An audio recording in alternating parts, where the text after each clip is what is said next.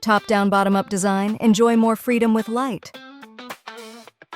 Easily adjust the lighting to your preference anytime. Mark the punch position for the mounting brackets.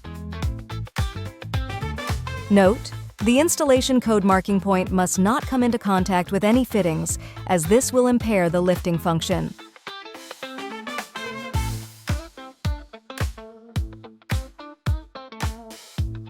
Punch holes for mounting brackets. Insert the expansion screws into the holes. Secure the mounting brackets. Insert the headrail into the brackets.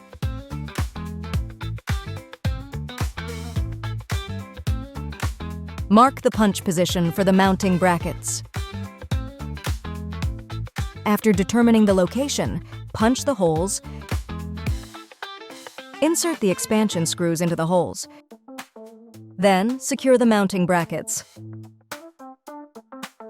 Finally, insert the headrail into the brackets. Top-down, bottom-up shade, define your favorite light intensity.